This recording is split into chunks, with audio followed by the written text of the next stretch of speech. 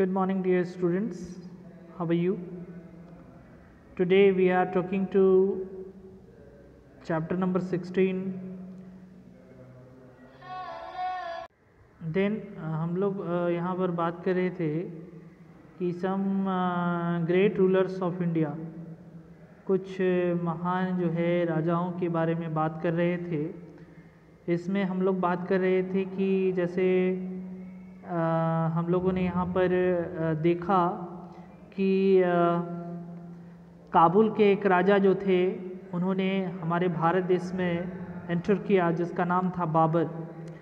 बाबर ने हमारे भारत देश में चल रहे राज्य कर रहे दिल्ली सल्तनत के राज्यों के जो लास्ट रूलर थे, दिल्ली सल्तनत का जो लास्ट रूलर था लोधी डायनेस्टी का, इब्राहिम लोधी, उनसे बाबर का युद्ध हुआ। हाँ सर। अमित सर कहाँ हैं? अमित सर के हम खोज रहे हैं। यही है अमित सर, तो बगले में है। अमित सर कहाँ गए? चले गए हैं वो। हाँ जाइए, बुला रहे हैं नीचे। मान लो कि दिल्ली सल्तनत में जो है वो लास्ट जो रूलर थे लोधी डायनेस्टी के राजा थे, इनका नाम था इब्राहिम लोधी। और जैसे ही आपको एंटर की उसमें बाबर से इनका युद्ध हुआ, आई थिंक 1526 में पहला पानीपत का युद्ध हुआ। और इस पहले पानीपत के युद्ध में जो है 1526 में इब्राहिम लोधी जो है बुरी तरह से बाबर से हार गए, है ना। उसके बाद दूसरा पानीपत का युद्ध, आई थिंक ये दूसरे पानीपत का युद्ध जो है अकबर और जो है आदिल शाह जो थे दिल्ली के, जो है एक और लीडर आदिल शाह और अकबर जो मुग़ल एम्पायर का तीसरा सबसे बड़ा महानतम राजाओं में से एक था, उनसे पानीपत का दूसरा पानीपत का युद्ध हुआ। इसके बाद कहा जाता है कि अकबर ने अपने शासनकाल में काफ़ी कुछ भारत के लिए किया, काफ़ी कुछ पॉजिटिव चीज़ें अकबर ने की। जैसे दिन इलाही नामक एक ऐसे कोई डिस्टेंट रिलीजियस जो है प्लेस का जो है वो नामांकन किया। कहता है कि 1545 ईस्वी में महाराणा प्रताप जो थे वो ये मेवाड़ के राजा उदय सिंह के बेटे का जो थे वो मुग़ल एम्पायर अकबर से युद्ध करने के लिए आतुर हुए। कहा जाता है कि महाराणा प्रताप सिंह जो थे वो एक चित्तौड़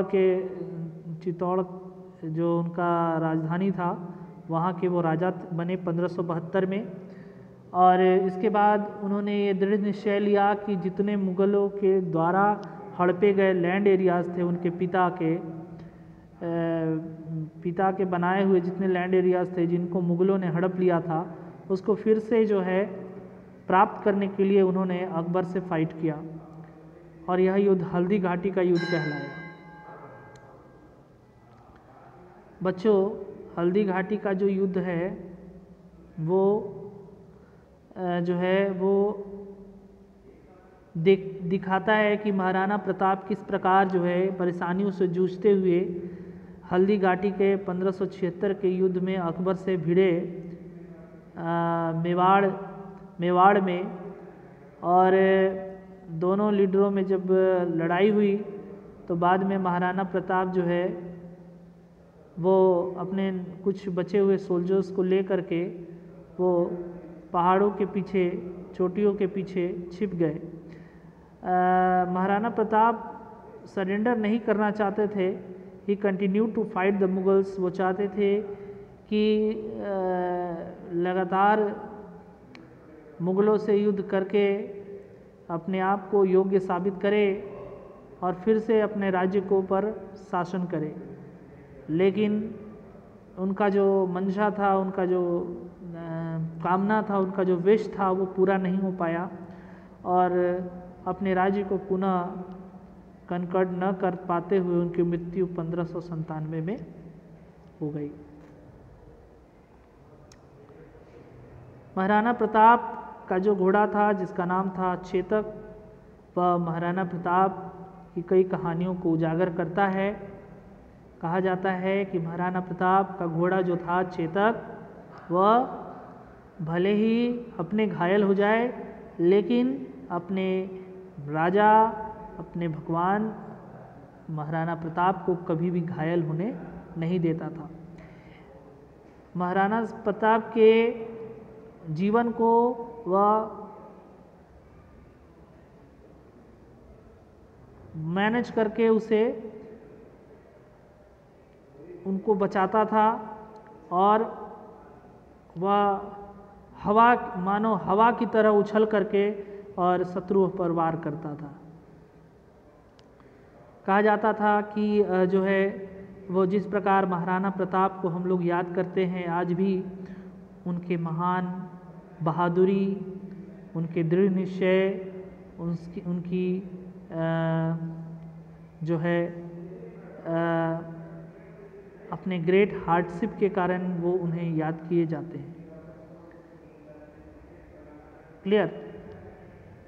आगे द ग्रेट एस्केप। हम लोगों ने शिवाजी महाराज के बारे में पढ़ा था कि शिवाजी महाराज जो थे वो कैसे भागने में कामयाब हुए थे। मैंने बताया था कि शिवाजी जो थे वो एक बहुत ही बहादुर और बहुत ही बोल्ड जो है नेता थे। शिवाजी जो थे उनका बेटा संभाजी को औरंगजेब ने आगरा के कारागृह में बंद कर दिया था और उससे वे किस प्रकार भागने में सक्षम हुए थे। उन्होंने अपने राज्य में मिठाइयाँ अपने कैदियों को बंटवाने के लिए कहा और लगातार जो मिठाइयों के डब्बे बनते चले गए और उससे वो उन्होंने एक जो है वो उसी डब्बे के सहारे वो उसमें छिप करके और बाहर भागने में कामयाब रहे। आगे चलते हैं शिवाजी महाराज के बारे में। Around 50 years after Maharana Pratap, Maharana Pratap के बाद 50 साल बीत जाने के बाद, महाराणा प्रताप की मृत्यु के 50 साल बीत जाने के बाद की बात है, एक महानतम, एक बहादुर नेता फिर से हमारे भारत देश की धरती पर जन्म लिया जो मुगलों को से दो हाथ करने को आतुर था। Shivaji, the founder of the Maratha empire, वीर शिवाजी इनको कहते हैं। इन्होंने ही मराठा एम्पायर, मराठा डायनेस्टी के ये राजा थे और इन्होंने ही मराठा एम्पायर को फाउंड भी किया था। इनका जन्म जो था वो 1627 में जीजाबाई और शाह हाजी भोसले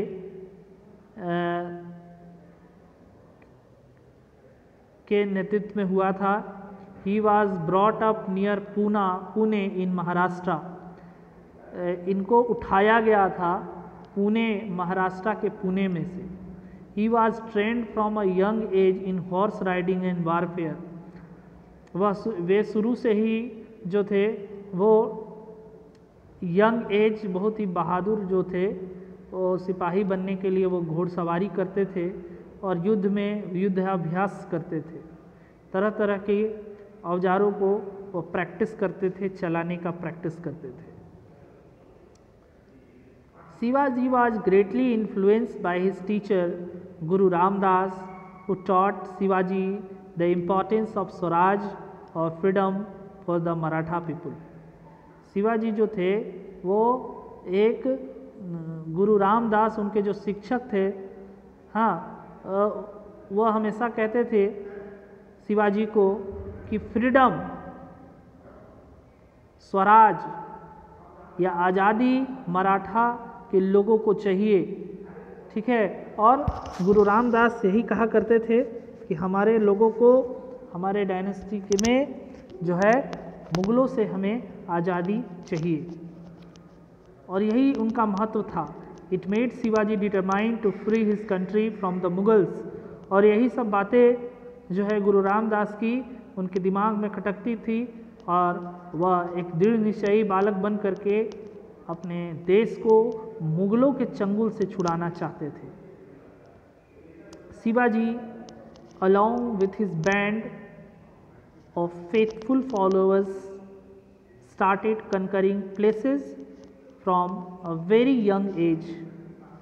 शिवाजी जो थे वो बहुत ही फेथफुल थे, बहुत ही सच्चे आदमी थे और वह बचपन से ही कई ऐसे प्लेसेस को उन्होंने कंकर्ड किया। शिवाजी जो थे वो चट्टानी इलाकों में जो है छिपे हुए रह करके कैसे शत्रुओं पर वार करते थे, उनकी जो है वो उनकी जो बहादुरी है वो देखने को मिलती थी। This manner of fighting is called guerrilla warfare. कहता है कि चट्टानों के अंदर घुस करके फिर दुश्मनों पर वार करना, यह फाइटिंग, यह युद्ध गुरिल्ला वारफेयर कहलाता था।